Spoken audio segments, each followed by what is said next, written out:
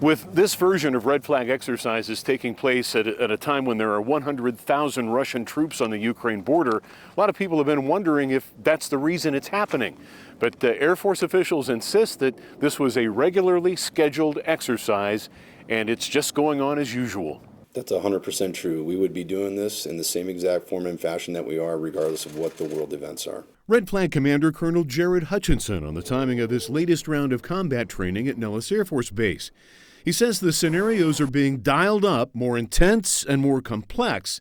And while the timing is unrelated to tensions elsewhere in the world, the pilots who act as adversaries over the Nellis test range can do some specific role-playing. Well, our aggressors are a professional force, and they are trained to replicate threats from around the world, as well as our white force that is trained to put together scenarios that mimic the problem sets that we will face from around the world. We know that if we go and do this for real, it's a coalition that's going to go take the fight to the enemy. Along with U.S. Air Force and Navy pilots, this red flag includes air crews from Great Britain and Australia.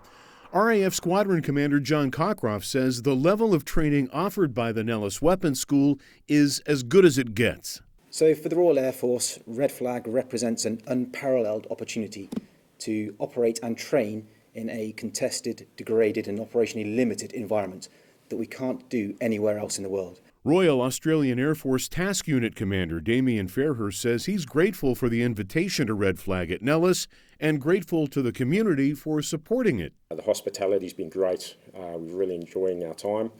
And to the local community as well, we've only experienced good vibes out on the town and in the hotels, people taking care of us out there. Red Flag exercises will continue for another 2 weeks before wrapping up on February 11th. Reporting from Nellis Air Force Base, Steve Wolford for the CW News at 10.